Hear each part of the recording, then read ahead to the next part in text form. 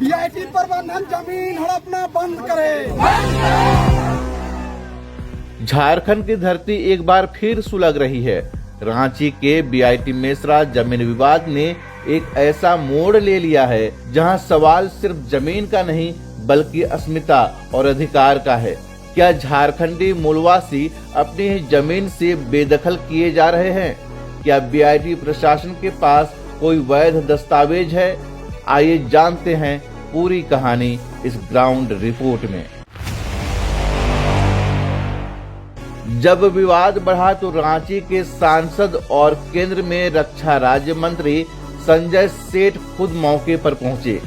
उनका साफ कहना था, अगर जमीन पर इनके नाम के कागज हैं तो इन्हें जबरन हटाना सरासर गलत है। बीआईटी प्रशासन के पास न बिहार सरकार की रसीद है न अधिग्रहण का कोई प्रमाण। मंत्री जी का यह बयान बीआईटी प्रशासन की कार्यशैली पर सवाल उठाता है।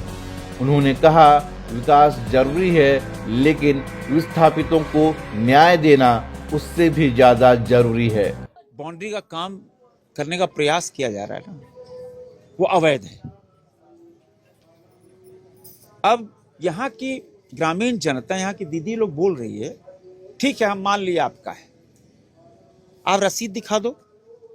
रसीद 21-22 का नहीं, जब एक्वायर किए होंगे या बेचे होंगे, हम तो बेचे नहीं, आप बोले एक्वायर किए होंगे तो कुछ कागज होगा ना, 64, 65, 66, 67, 68, कोई कागज होगा? तो कोई कागज नहीं है। इसका मतलब ये पूरी तरह अवैध है। अब आप रेती से आप कैसे जमीन छीन लोगे? आपको पहले दिया, आपने कॉलेज बनाया। अब इनसे हमने पूछा कि भाई आप विस्थापित हो, आपको नौकरी मिली क्या? बोले नहीं। ये दीदी बोले कि हमारे हस्बैंड का वो हुआ, आज तक कुछ नहीं।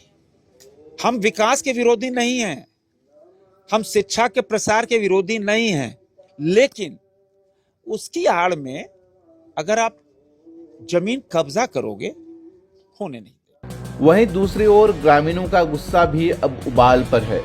उनका कहना है कि बीआईटी मेसरा प्रशासन जबरन 780 एकड़ पुश्तैनी जमीन पर कब्जा करना चाहती है, जबकि उनके पास 1955 से खतियान और रसीद मौजूद हैं।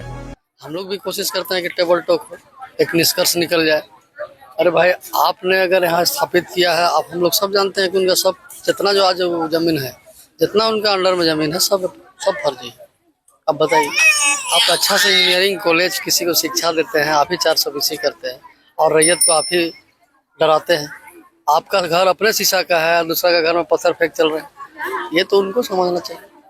आप बताइए, जंगल का जमीन के बारे आपको उसी दिन बता दिए। ये जितना भी अधिग्रहण दिखाते हैं उनका कोई पेपर नहीं है। अगर सही में अधिग्रहण भी हुआ है तो नियम है 1894 एक्ट के अंदर आप लिए हैं, 1894 में ही 12 साल में वापसी है। अब ये तो सरकार को भी निर्णय लेना चाहिए। हम लोग इसको बताने का भी प्रयास करते हैं। विधानसभा हम लोग का विस्थापित रैयत संघ बना 1819-20 में, वही से लड़ाई चालू हुआ है। हम लोग करीब पूरा झारखंड के नेता मंत्री से लेकर सभी को दिए। विस्थापित में हम लोग का CNT में विशेष समिति में चला, सारा में DC ही पेपर जमा किए। हम लोग उसको पूरा पढ़े लिखे, तब हम लोग को समझ में आया कि तो बीआईटी बहुत बड़ा फर्जी है, बहुत बड़ा जमीन घोटाला है। ग्रामीणों का कहना है कि बीआईटी प्रशासन ने जो दस्तावेज पेश किए हैं वे 2005 के बाद किए हैं, जबकि अधिग्रहण बताया जा रहा है 1964 का। परसों को जो यहाँ पे हम लोग का एक आम सभा हुई थी, उस दिन यहाँ पे पूरा बाउंड्री करने के बाद उससे पहले दिन यहाँ पे आए थे मजिस्ट्रेट लोग, पूरा फोर्स 100 की संख्या में फोर्स आए हुए थे। वो सारे लोग उस दिन नहीं काम किए, लेकिन ये कह के गए मजिस्ट्रेट कि कल आएंगे और कल किसी भी हाल में किसी भी कीमत पे यहाँ पे हम काम करेंगे, बाउंड्री करेंगे, चारदीवारी करेंगे, ये बोल के गए थे। लेकिन अब लगा कि हम लोग आम सभा किए, काफ़ी संख्या में भीड़ हो गई, तो हो सकता है उस कारणवश फिर मैसेज चल गया होगा तो नहीं पहुँचा। संजय सेठ आए, उनको हम लोगों ने बीआईटी का जो कागज है, पेपर है, उस पेपर को हमने उनको दिखाया, समझाया कि देखिए इस तरह का इनका पेपर है, सारा पेपर जाली है। ये देखिए गजट के बारे में बताया कि गजट देखिए 1 पेज का गजट है। इसमें देखिए खाली जो डैम का जो अधिग्रहण होता है उस तरफ से केवल चौहद्दी दिया हुआ है।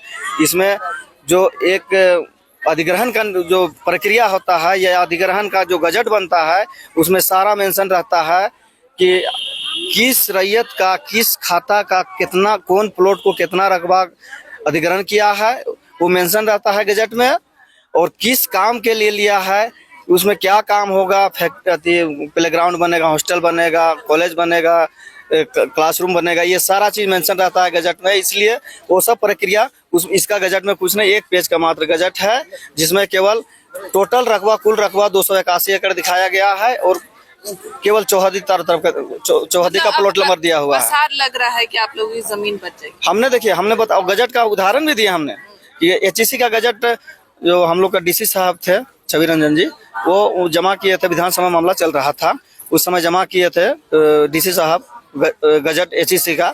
उसमें सारा लिखा हुआ है, सारा डिटेल दिया हुआ है कि इस खाता का इस रैयत का इस खाता का इस इतना इस प्लॉट को इतना लिखा हुआ गजट में लिखा हुआ है, और इस खाता का इस प्लॉट में ये चीज बनेगा, फैक्ट्री बनेगा, सारा चीज मेंशन किया हुआ है।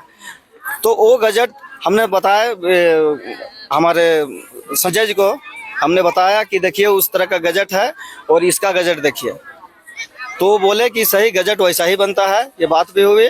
और वो बोले हम लोगों को बोले कि अगर वो अधिग्रहण 64-65 में किया है तो 64-65 का बिहार सरकार का रसीद होना चाहिए, रसीद बिहार गवर्नमेंट का रसीद होना चाहिए, न कि झारखंड का रसीद होना चाहिए।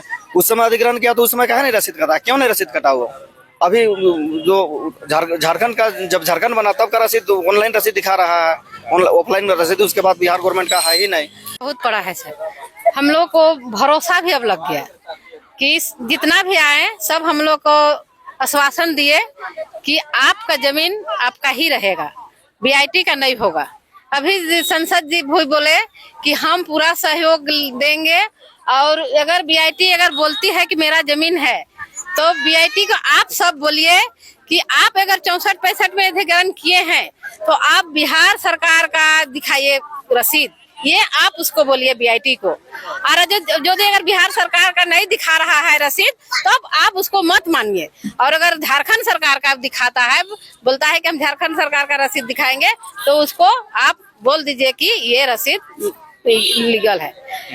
आप वो बोल रहा है कि मेरा जमीन है, तो आप वही सवाल कीजिए, उससे उलझिए मत, वही सवाल पूछिए कि आपके पास अगर सही कागज है तो आप दिखाइए, हम जमीन छोड़ रहे हैं।